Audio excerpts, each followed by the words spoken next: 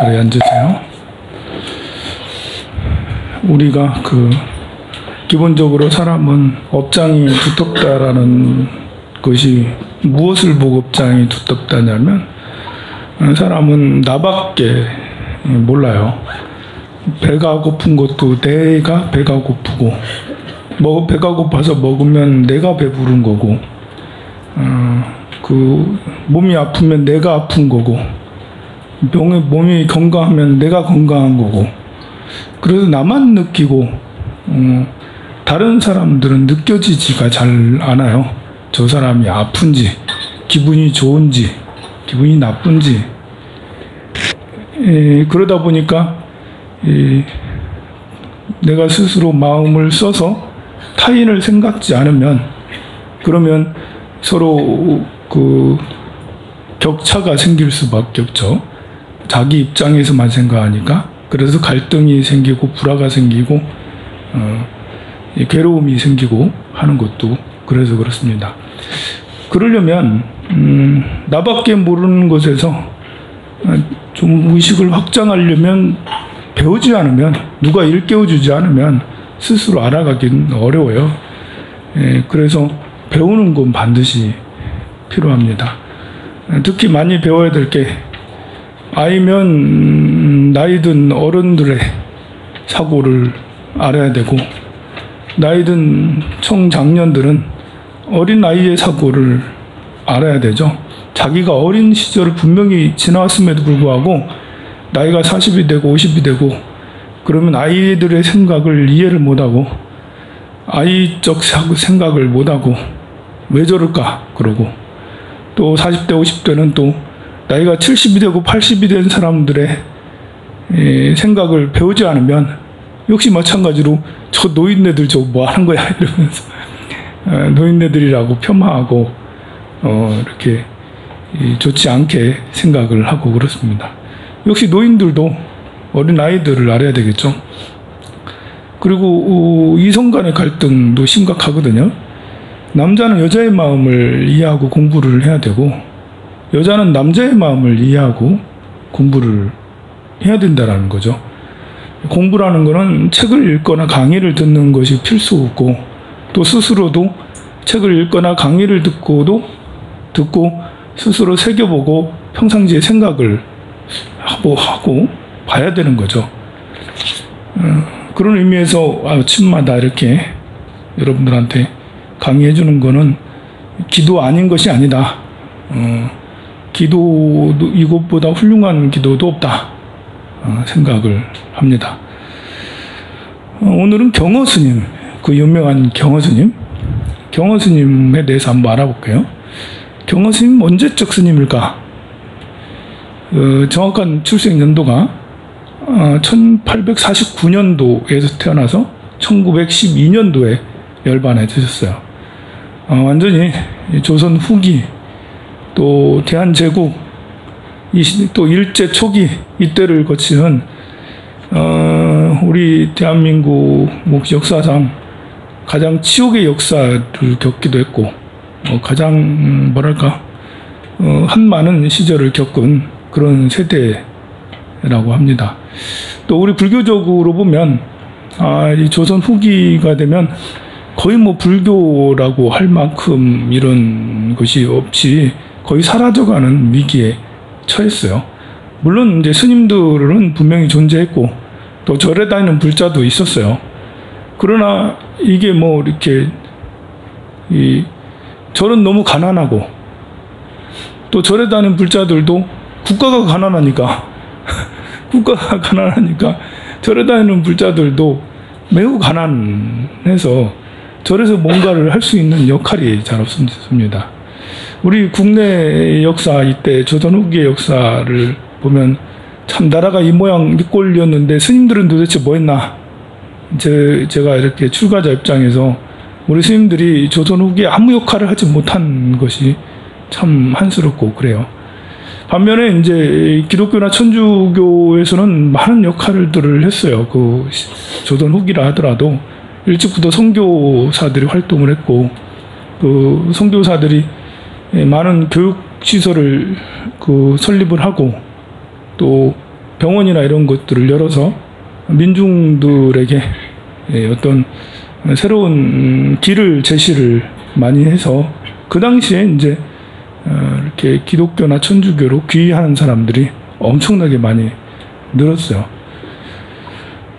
그 당시 경호 스님은 어떠셨나? 근데 한국선의 중흥조로 꼽는데 아무도 이의를 달지 않는 걸출한 선승 경호 스님입니다. 지금 이제 전국에 선방들이 여러 개, 한 100여 개가 있는데 그 참선하는 스님들끼리 모여서 참선하는 이런 것들도 경호 스님 이전에도 그렇게 했었을 수도 있겠지만 경호 스님께서 이렇게 참선을 지도하고 후학들을 양성하면서 전국의 선방들이 이렇게 생겨나고 그렇게 이 선방 저 선방 다니면서 공부하는 이런 것이 경호 스님의 역할이 가장 지대했으리라고 생각을 합니다.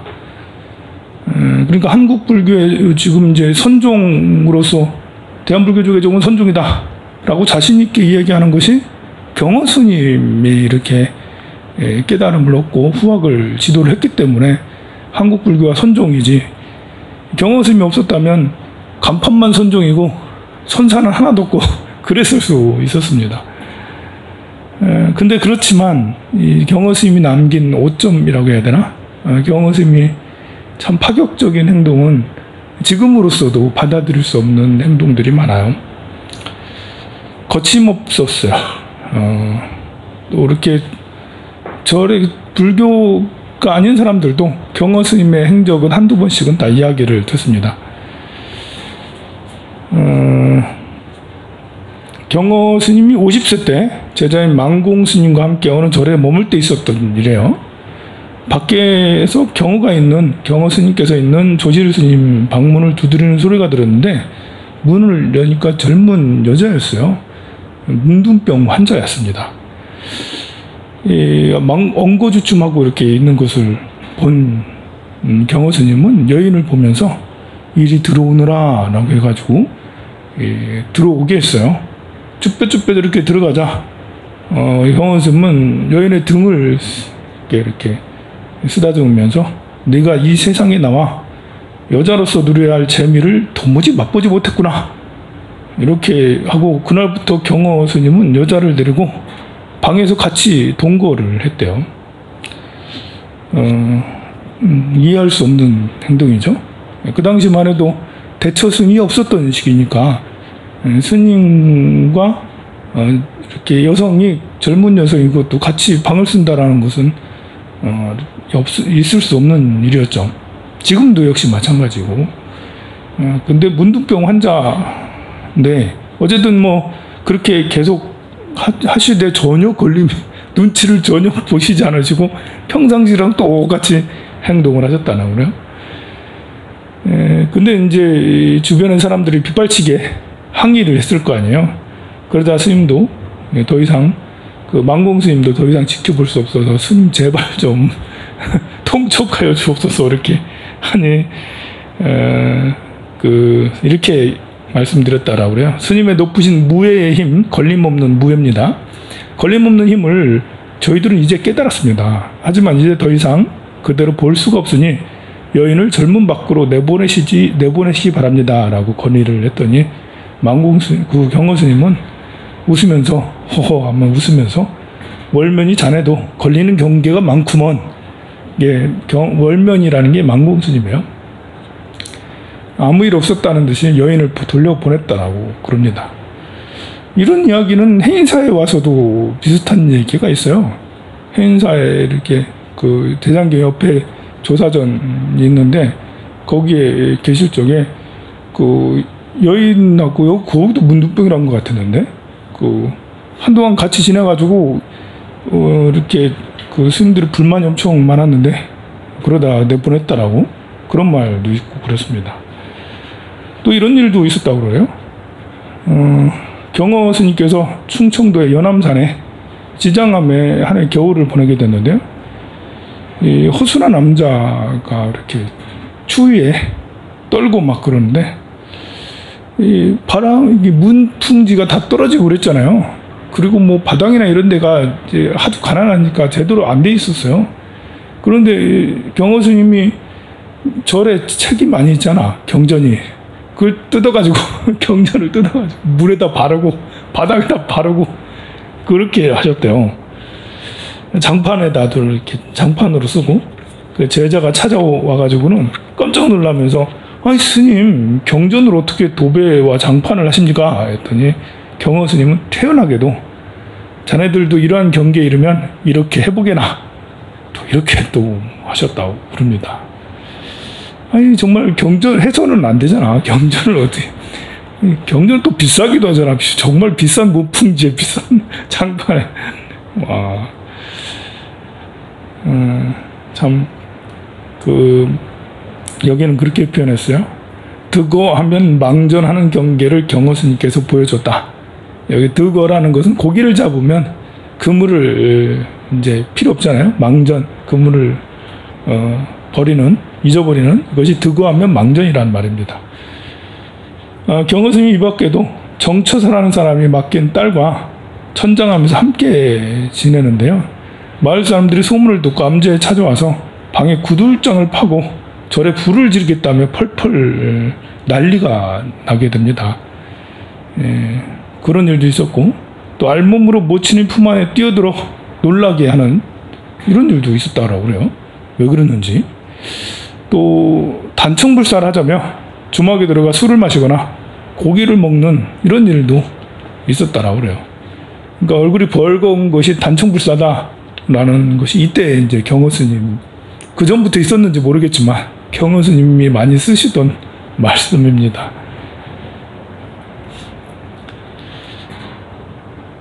이 같은 행위는 선할 때는 부처보다 선하고 악랄할 때는 호랑이보다 악하다라는 세상 사람들의 평을 낳았다고 합니다. 경허 스님의 이런 행을 역행 또는 영아행, 영아행은 아이를 말하는 거, 아이행 이런 행동의 종횡무진으로 행하신 선사인데요.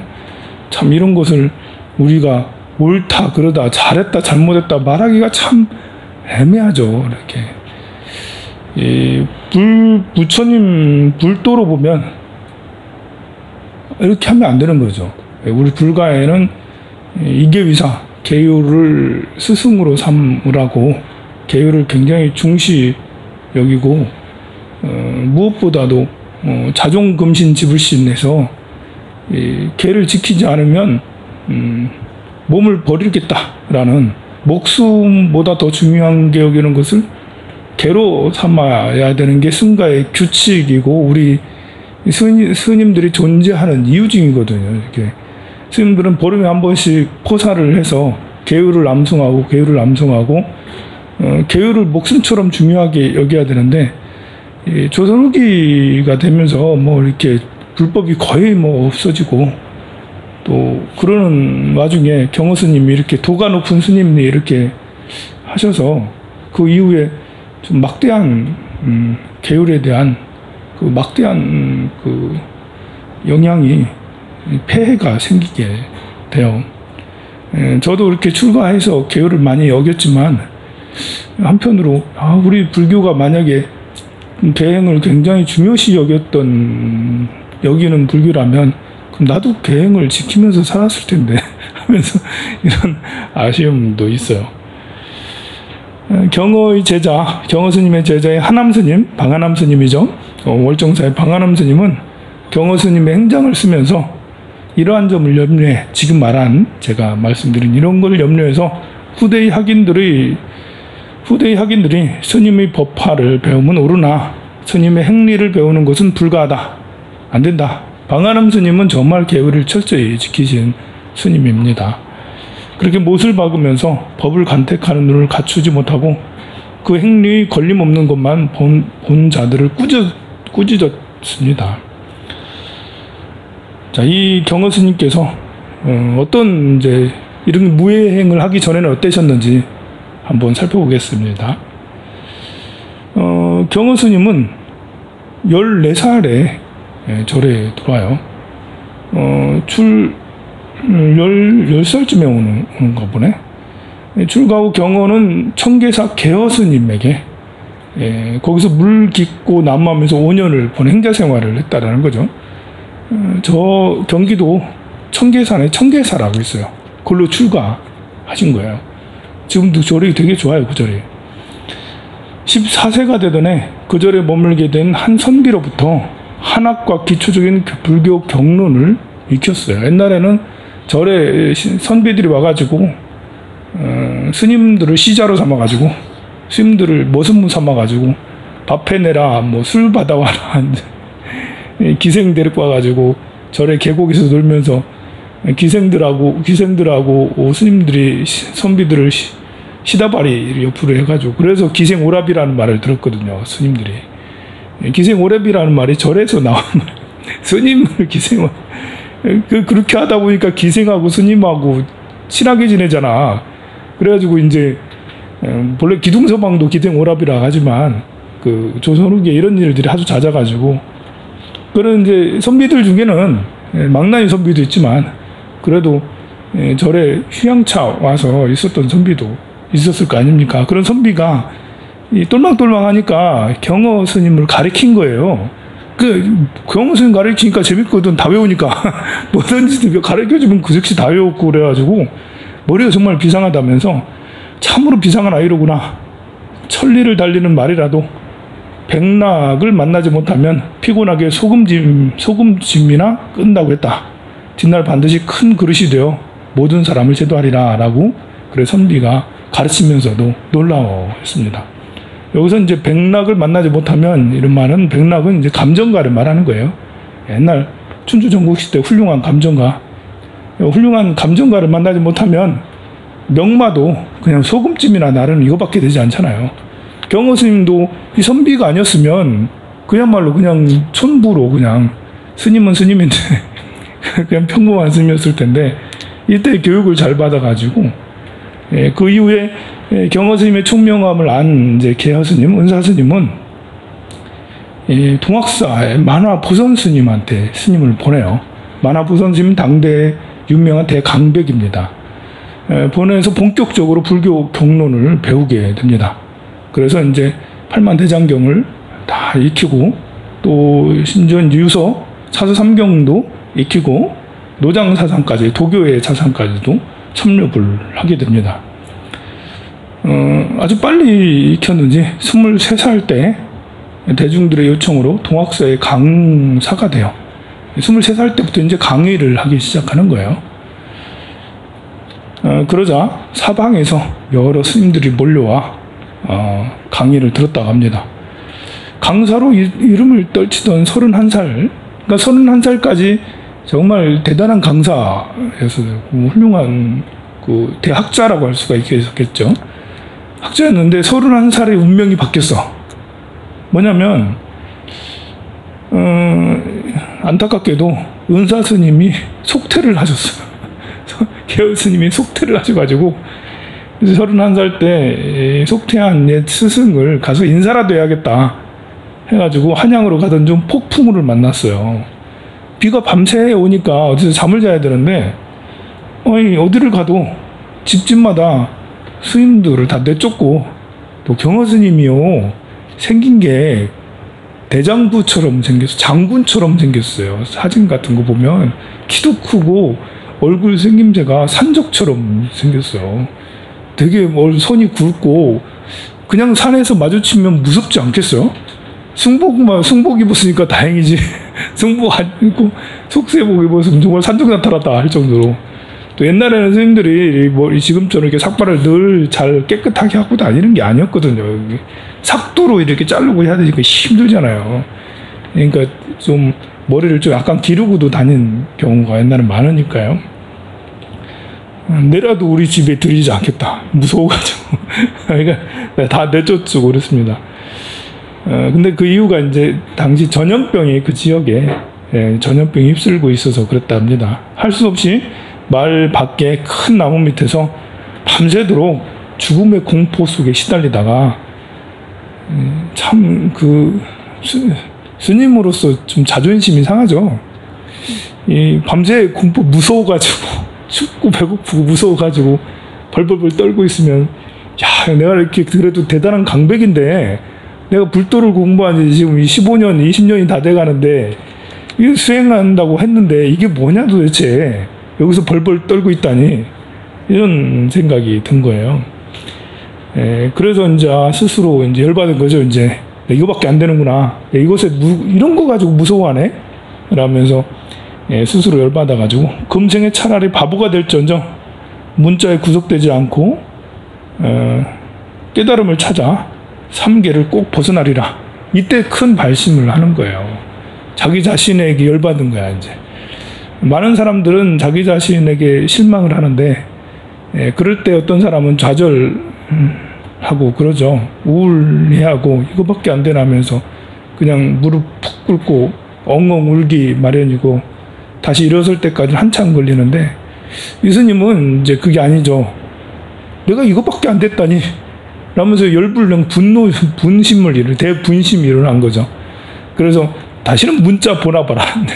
문자 15년 동안 봤는데 이거 가지고 해결이 안 됐구나 하면서 문자를 내던지고 참선을 하겠다라고 그래서 새로운 발심을 했습니다. 그 다음날 동학사로 돌아와요. 돌아와가지고는 학인들을 모두 돌려보내고 이제 강의 안 한다. 문 닫았다. 이제 강의 안 한다. 선언하고는 방에 들어가 조실방에 들어가서 문을 걸어 잠그고 누구의 가르침 없이 용맹정진을 했다라고 그래요. 석 달 동안 졸리면 송곳으로 허벅지를 찔러가며 또 칼을 턱 밑에 대가며 석 달 동안 안 자고 용맹정진을 하고 그랬는데요. 석 달 정도 지나서 어느 날 어떤 스님이 문 밖에서 중노릇 잘못해 소가 되더라도 콧구멍 뚫을 데가 없으면 안 된다. 이런 말을 듣고 참 의심스럽잖아요. 중노릇 잘못하면 소가 된다고 하거든요. 우리가 맨날 평생 동안 얻어먹잖아요. 일도 안 하고 그리고 얻어먹고 있으니까 빚을 갚아야 되잖아. 그 다음 생에 우리는 필시 소가 돼요. 근데 소가 되더라도 콧구멍을 뚫지 못하는 소면 이거는 아무짝에도 쓸 수 없는, 소가 콧구멍이 없으면 그럴 리는 없겠지만 아무짝에도 쓸모가 없잖아요. 소는 무릇 이 코를 뚫어야지 우리가 마음대로 부려먹을 수가 있잖아요. 코가 없으면 소를 일을 시킬 수가 없어요. 역시 별로 그렇게 좋은 게 아닌데, 그래서 그 말을 듣고는 그 뜻을 좀 이상하다 싶어가지고 물어봤어요. 그러자 소가 콧구멍이 없다 이 말을 듣는 순간 화두가 타파돼서 의심이 확 풀려서 언하대오를 하신 거죠. 깨달음을 얻은 거야. 의외에 이런 말이나 어떤 상황에서 큰 깨달음이 와요. 그래서 모든 의심이 풀리면서 세상과 자신이 하나가 되는 깨달음을 얻었습니다. 이듬해 속가의 형님인 태어 스님이 있는, 속가 형도 스님인가 봐요. 연암산 천장암으로 옮겨가요. 깨달은 뒤 수행한 도임을 했어요. 천장암이 도림터예요. 스님이 깨달음을 이룬 후 몇 년 동안 천장암에 있으면서 다시 수행을 계속해서 이어갔다라고 그래요. 역시 이제 저 서산에 가면 천장암이라고 있어요. 절이 참 좋습니다. 거기 가면.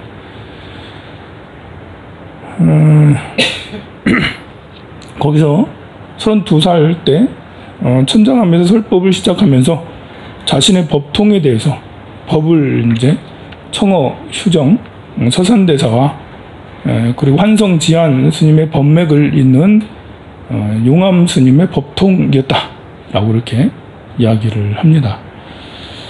경어 스님이 깨달은 오도성입니다. 오도성. 호련히 콧구멍이 없다는 소리를 듣고 문득 온 우주가 나의 집임을 깨달았네. 6월 연암산 아랫길에 들 사람들이 일 없이 태평가를 부르네. 이게 이제 오도성입니다. 천장암에서 이제 망공 스님도 만나고 제자로, 해월 스님도 제자로 두고, 수월 스님도 이 천장암에서 제자를 두었다고 하니까, 만공, 해월, 수월 하면 그 3월로 경어 스님의 3대 제자로 유명한 이 스님들, 이 만공, 수월 해월 스님이 계셨기에 그 이후로 쭉 이제 많은 선사들이 출연해서 한국 불교가 선종으로 정말 해도 부끄럽지 않을 만큼 그래 선종이 됐습니다.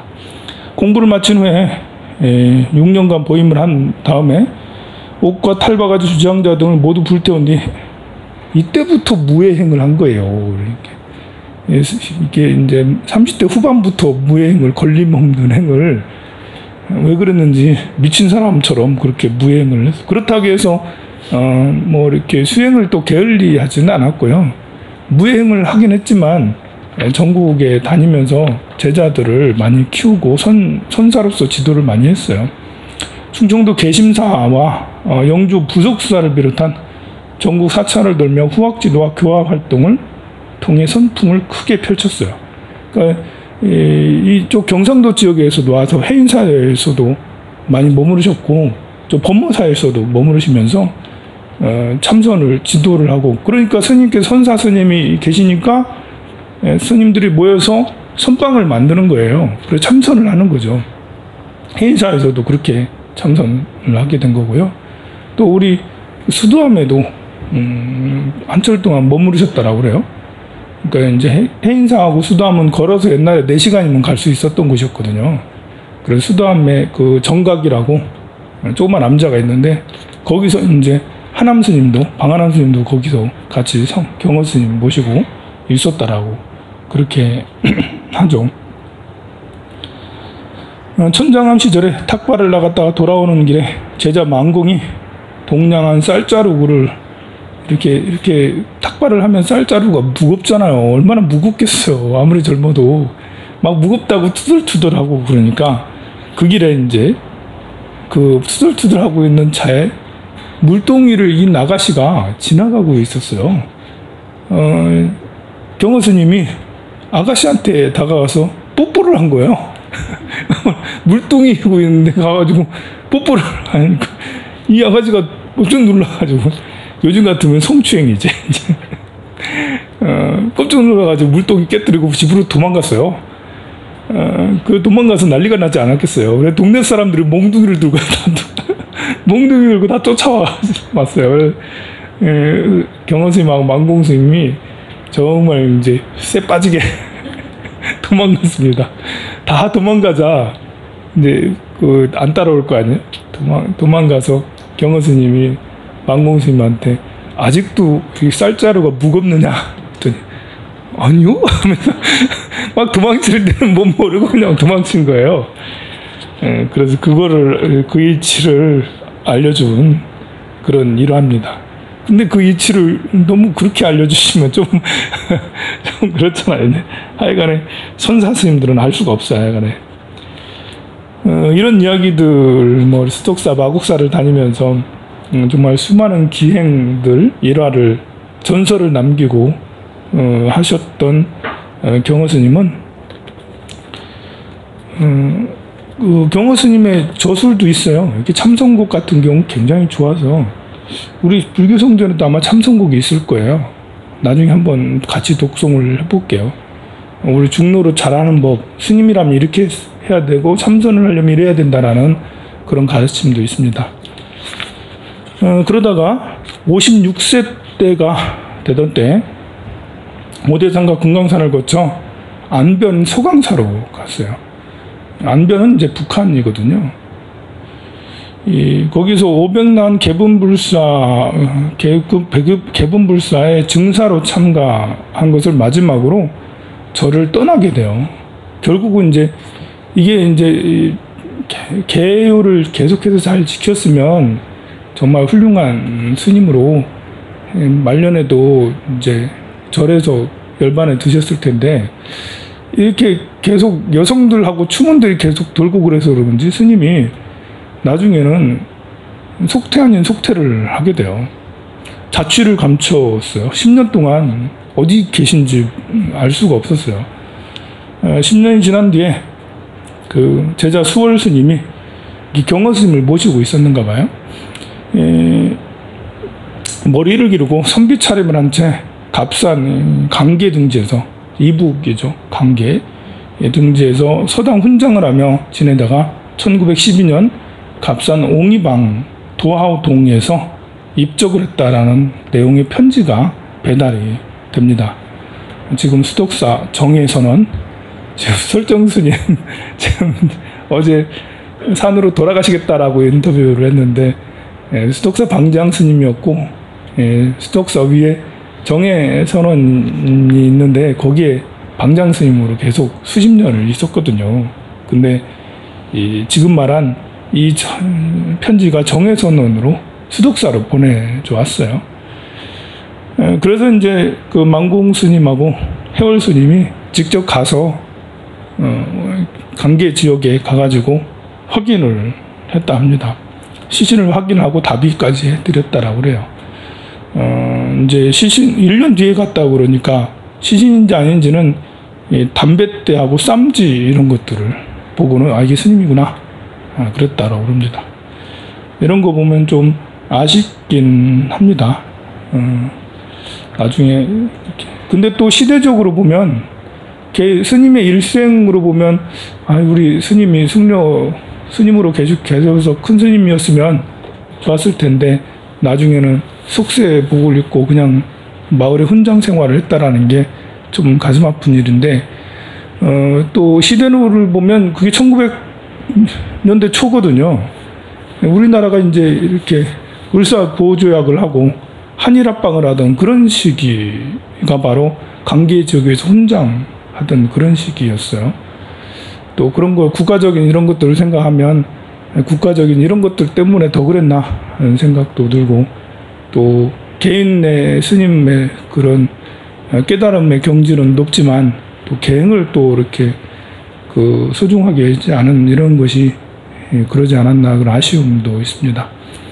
이런 것이 참 부끄럽게 이제 지금과 같은 한국 불교 상황을 만들지 않았나 이런 생각도 들어서 여러분들한테 이렇게 말하는 마음이 좀 쉽지는 않아요.